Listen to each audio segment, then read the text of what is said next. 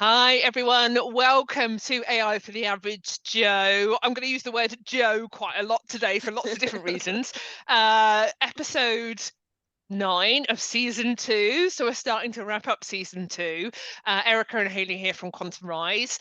And we're super excited to have the wonderful Joe Cook with us today as our expert guest. Hello, Joe. How are you? Hello. I'm doing well. Thank you for asking me. Oh, it's just great to have you here. And I just love the cap that you've just popped on as well. Do you want to tell us the significance of that? It was given to me by Debbie Carter, who was the editor of Training Journal for a long time before me.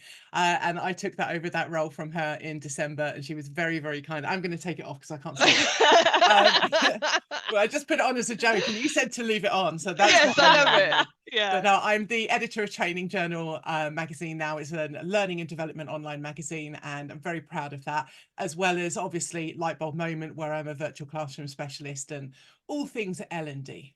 Yeah, fantastic. And ironically, hats off to you taking Oh on God, the we're not going to do all these and I'll eat my hat if I'm going to start with the hat jokes. Please But do. yeah, well, in all seriousness, though, that's a big kind of taking on of Training Journal, right? Especially where the amount of pace of change we're seeing in things like the AI space and the L&D space. So, that must be quite the workload in itself, right? Oh yeah, I mean it's a part-time role that feels full-time. So Yeah. that's how big it is. How Debbie coped with it, I have absolutely no idea. Yeah. But it's a really awesome challenge. I get to speak with great people, obviously like yourselves, Oh, but also just encouraging people to share their stories, to share what they know. It's a really key part of what I like doing is people kind of going, well, I don't know if I have a magazine voice, or I don't know if I've got something to share. Like everybody has something to share because we've all got experience and expertise in something that somebody else doesn't.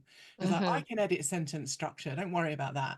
But I can't have your experience. I can't share your learning and share your knowledge. Only you can do that.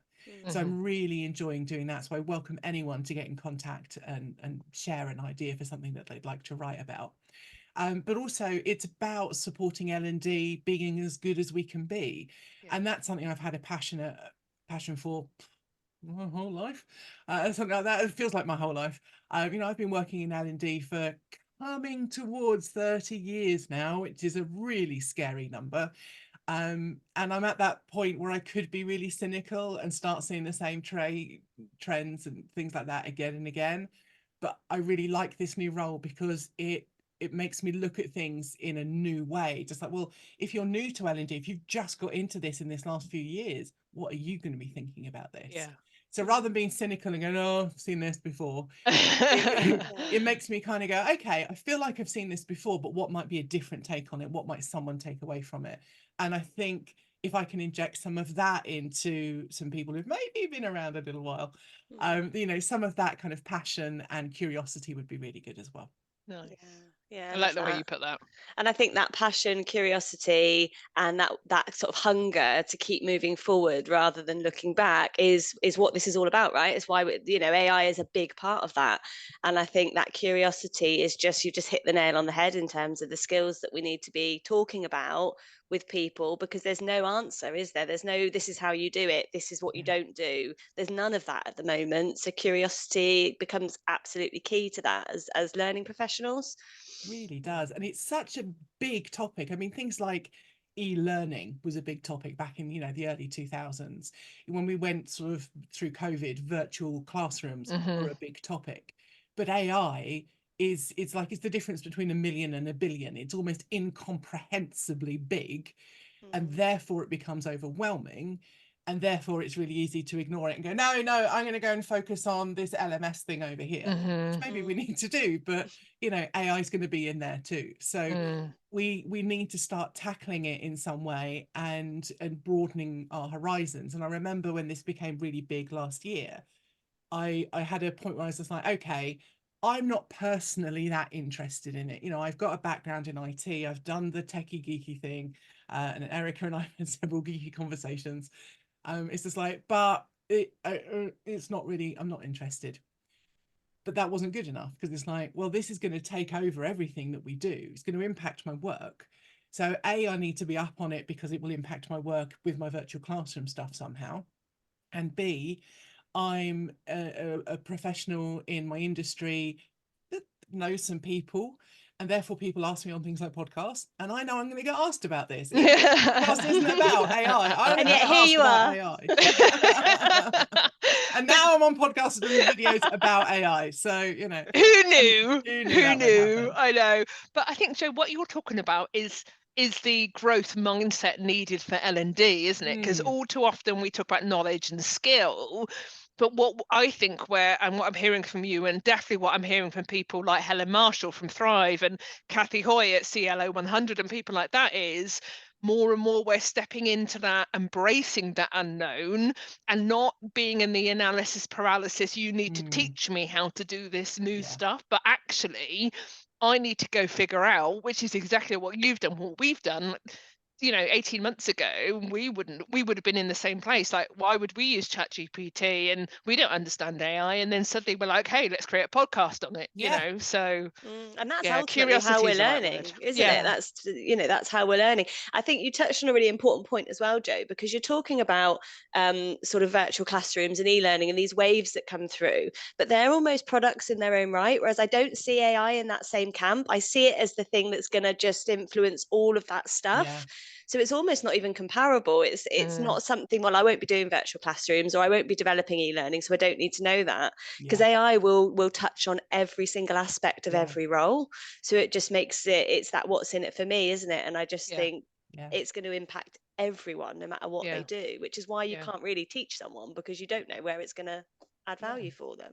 And you can't, yes, I could sit down next to you and go, okay, this is how to write a prompt, and this is, I've made a GPT myself, so this is how I did it, and actually it's not too difficult and stuff like that. So I could sit down and teach you those things, of course, but what I can't do is teach you, as you say, that curiosity and that hunger, and that, I hate to use the word inspire, but I might motivate you to think, okay, I can go out and do a bit more about this, I can go and read some stuff. Absolutely. And it's about that experimentation. That's what I've been doing a little bit on my own, but I've been doing it actually publicly. I've got TJ, so I thought, well, I've got a place, a platform where I can go and experiment and share that with people and get their feedback, and maybe motivate someone to go, oh, I could give this a go actually and see what the outcome is.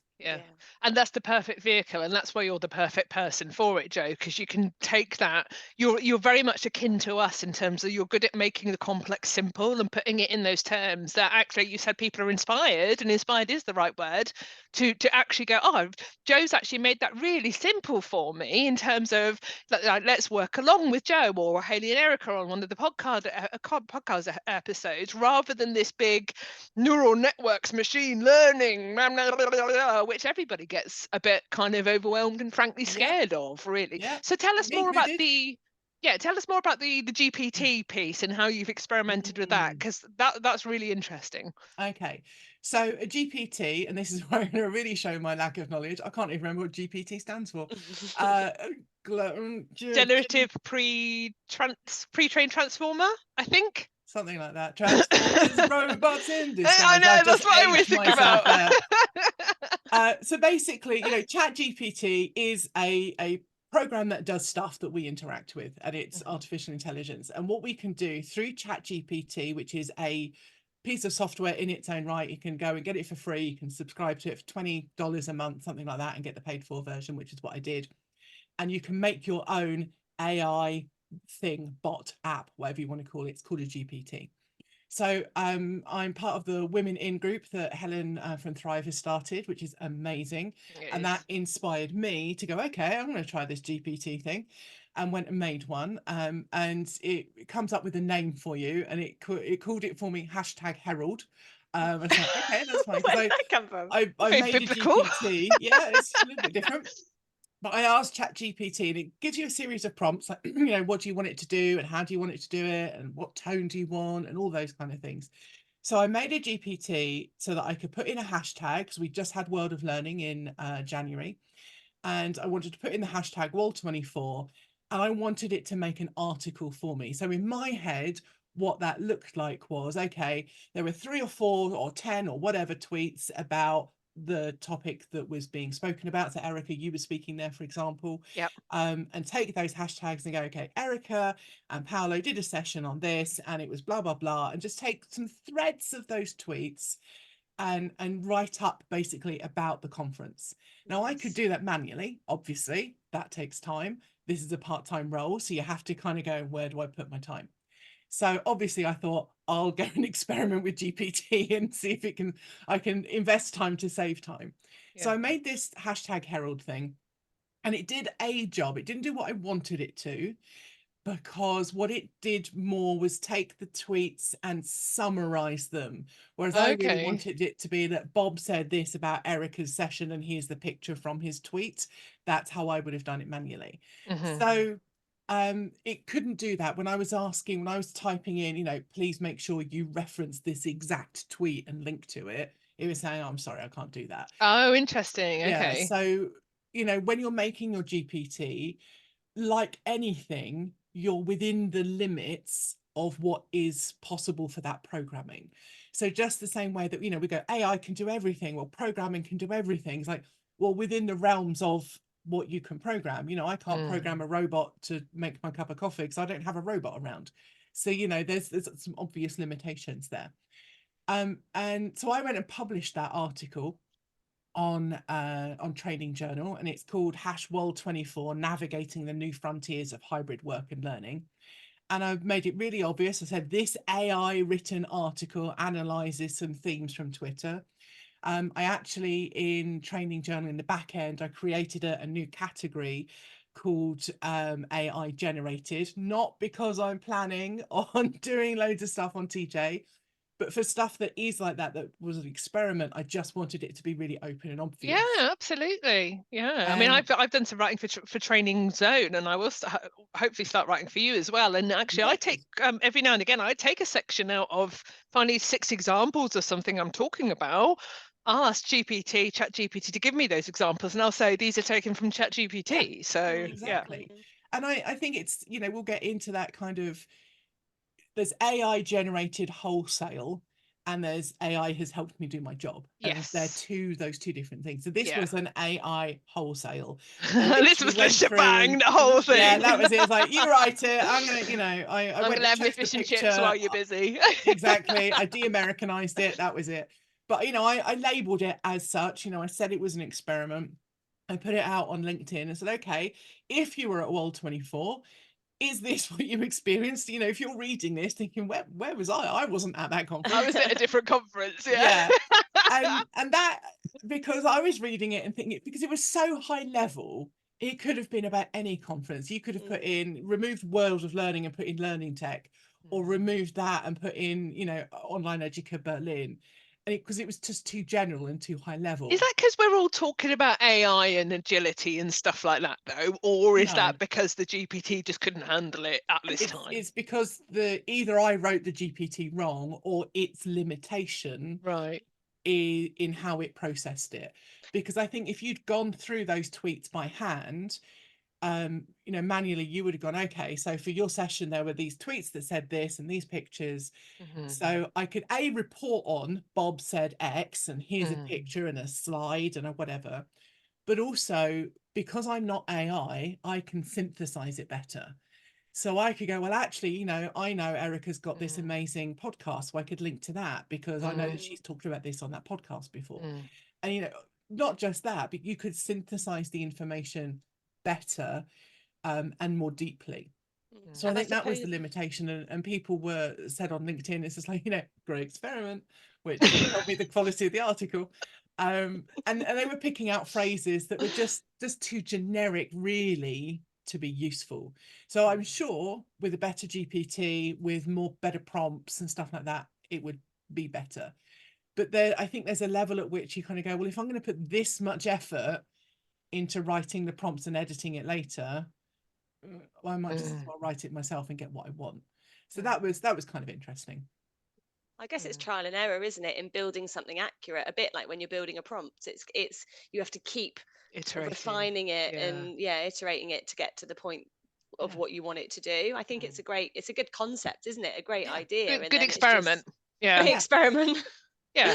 Yeah. But I guess, you've also got that when you're at an event or something like that, you've got a whole feeling, haven't you, that needs to be captured as well. And that's something that might not be captured accurately through things like tweets, or it might be a case of refining the GPT to pick up on more emotive words to kind of make it pick up on. I don't know, because I haven't got that experience of building one, but it's a great idea. It's almost finding that thing that's taking up time, like you say, and it's working backwards from that, isn't it? It's not saying what can I build a GPT on, it's almost forgetting that for a minute and saying what is taking up my time. It's starting the problem statement, and we say that in L&D all the time, don't we? What's the problem we're trying to solve, rather than why are we solutionizing a classroom session or a virtual classroom or an e-learn or And I've done that. I've tried another GPT with exactly that in mind. So this is training journal rather than more learning content stuff, or learning department stuff.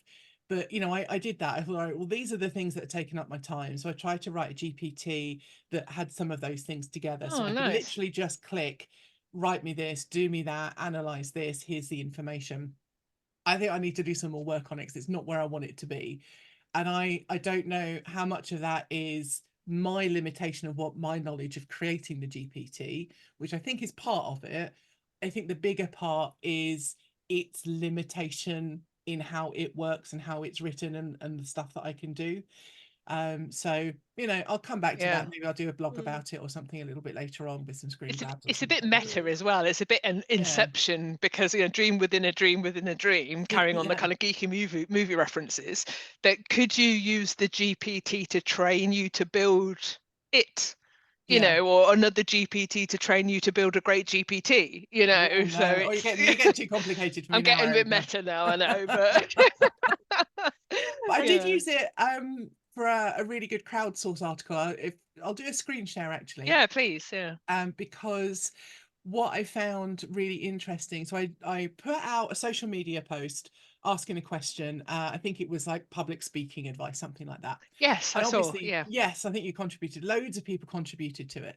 So what I did is I took all the answers. I literally copied and pasted from LinkedIn, Facebook, Twitter, all the social media places. Some great people responding there, looking at the names as well. Amazing folk with some ideas. Yeah.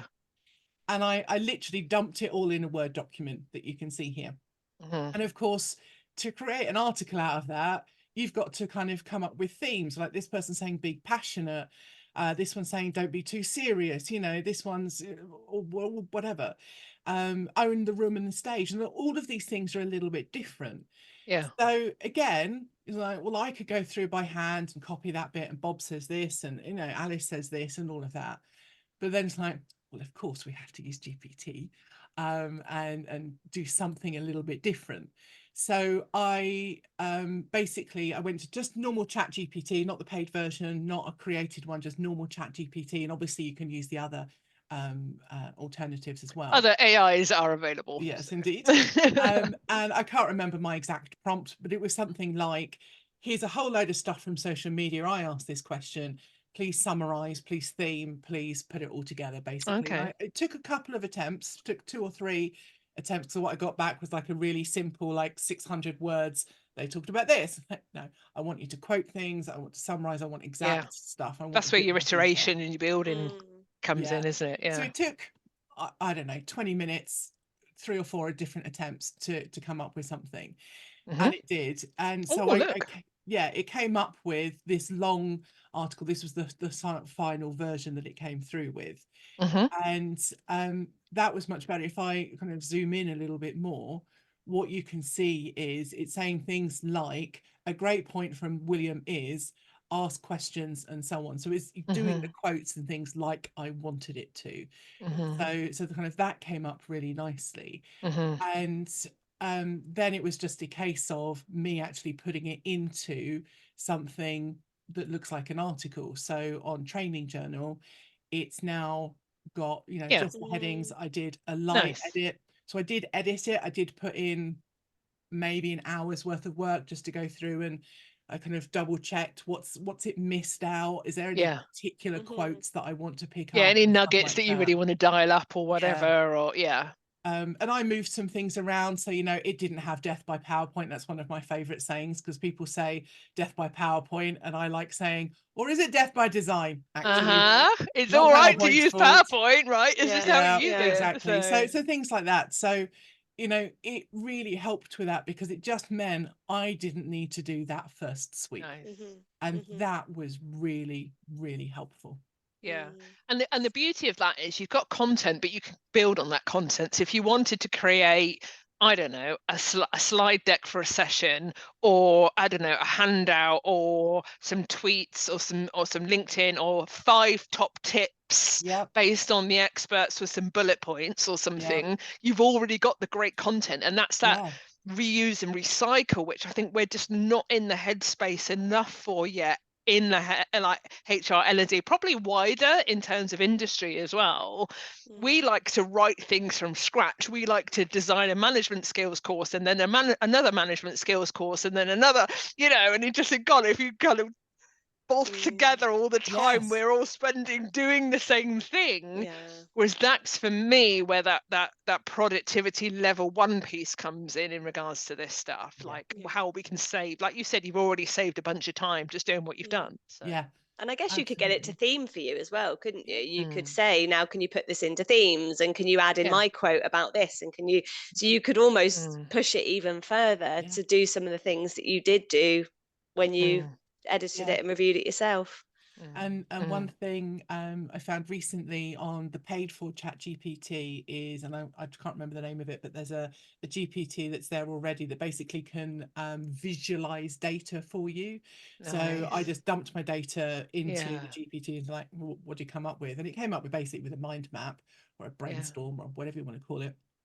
And I haven't done this yet, but I put it again. I went on that Women In group that Helen has set up, and I shared it and kind of went, well, it's made this for an article on TJ, and it's just a summary of the key points, basically. It's just like, is that something that would be useful? And the feedback I got was, yeah, put it on, which obviously I haven't done yet. But it's those kind of things where it's just like, well, I could put that image at the top of an article so somebody can immediately see the 10 keywords and themes of the article. And maybe not read it if it's not right for them, which doesn't do my stats any good, but actually maybe that's like, this is really interesting, and dive into it where they wouldn't normally have done. It's more likely to do that, I think, isn't it? Because it's more likely to, rather than looking like a block of text, it's like, now I can look for this part. Yeah. And I love that, because we talk about personalization and we talk about neurodiversity and meeting different people's needs in different ways and all the rest of it. And people say that's great in concept, but how am I going to create 7 different versions of that management training course that we talked about earlier? And it's like, well, you don't need to create 7 different versions. You just need to do exactly what you've just done, Jo. And another example of that is we interviewed Ellie, who was a level 7 data technical apprenticeship. I used to work with Ellie in a previous role, and she's ADHD, and she created Neuro Mermaid, which is you plug a YouTube video into the GPT, and it does something very similar. It creates a mind map of all the key items that have come out of the spoken conversation. So if you want to, you've got time to listen to a 20-minute website, a podcast, but you want to watch, you want to understand what the key things were discussed. It's a similar thing. So it's just being clever by using that kind of technology, which is exactly what you're doing. So. Yeah, I think we have to be really careful though. So there's a huge security thing, because with the ChatGPT stuff, you have to put data in for it to analyze and do something with. For training journal, that's fine, because everything's being published on the internet anyway. I don't care about that. It doesn't matter if it's like, oh no, it's the day before it's published, please don't see this. I can dump that article in and go, please come up with some suggestions of titles. That's what I use it for a lot. Is, what we write as a title of, this is all about topic X for L&D, is just like, sorry, but that's not going to get anyone to click on it. And I don't want to be clickbait, that's not where I'm going. No, but it's the right hook though, isn't it? It's the right, It needs to be the top 7 priorities for L&D managers, or, and best will in the world, you get tired. And there's only so many times you can go, right, what's a great title? You don't need to justify it, Joe, with this. It's fine. Okay. And I use it to help me with my social media posts. You know, sometimes I write them myself, sometimes I'm just like, yeah, brain dead.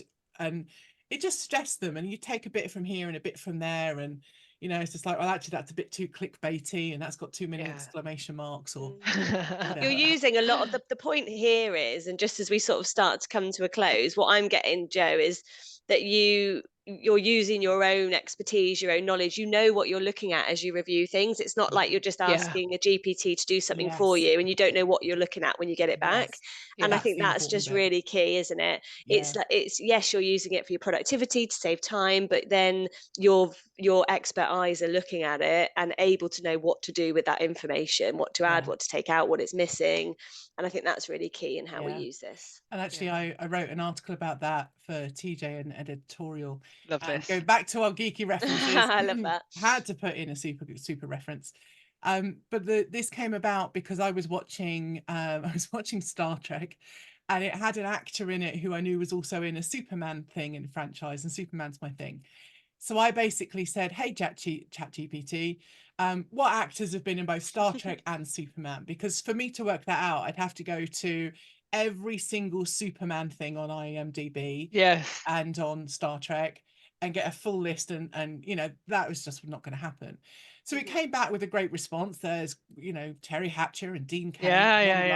The series of Superman as opposed to the movies, but we'll take it. And I said, you know, across all of Star Trek, all of Superman, what is it? But it didn't have the actor John Glover in the list. So basically, this blog is, I'm saying, you know, okay, do it again and list everyone. And it comes up with different people. It's like, well, you're still missing some. Tell me more. Crack the whip with ChatGPT. Exactly. And so it just kept coming up with these different answers. And then every time I asked, it was like, okay, well, here's a different list again. It's like, well, there's now no other thing. So it never came up with John Glover. I've since carried on watching Star Trek and it still hasn't coming up with some of the other people that I've noticed in. And actually, at one point, it said something like Christopher Reeve was in Star Trek. And I was wondering. I think I must have missed that episode. So yeah, I mean, I'm not a Star Trek aficionado, but I am obsessed with the Christopher Reeve Superman films. I feel like well, that's what we grew up on, though, wasn't it? So So what that came out from this was it wasn't as comprehensive as I wanted it to be. I had to keep trying. It gave me different things and they were all useful, but it's probably only 60, 70, 80% of the answer. And some of it I know is wrong. And back to your point, Hayley, that's that point that we can't go in with zero knowledge. Because if I did this about franchises that I don't know about, I'd go, oh, great. Okay, that's cool. But then something you know about, you're going to go, no, that's wrong. And so that trust issue and that actually writing the right prompt and getting the complete information was a challenge on that. So it's all about, yes, great for productivity. Yes, it's going to touch everything. Yes, we need to know stuff. Can't bury our head in the sand. We need to experiment, but we need to be aware of security and we need to be aware of the quality of what we get back. And that's why we will always have a job, because AI is not human. Love it. Thanks, Joe. So the robot overlords aren't going to be here anytime soon, right? I don't think so in my lifetime. Joe, thank you so much for all your practical sharing. As per usual, love the context, love the examples. Keep doing what you're doing, because you are an inspiration to our sector and beyond. So thank you so much for giving up your time today. If people want to get hold of you or connect with you or are interested in working with you or would like to write for Training Journal, how do they do that? Okay, it was lovely of you to say that. Thank you. And straight back at you both. So if the virtual classroom L&D stuff is your interest, then lightbulbmoment.info. If training journal is your interest, then trainingjournal.com. You can find me on Twitter and LinkedIn. I'm at lightbulbjoe, and just look for me at Joe Cook and just message me in whatever fashion you like. And it would be lovely to hear from people. I love people to start writing for TJ and sharing some stuff. So if you're thinking, no, I couldn't possibly, then yes, that's you could. There you go. Brilliant. Thank you so much for watching today's episode, and we'll see you on the next episode of AI for the Average Joe.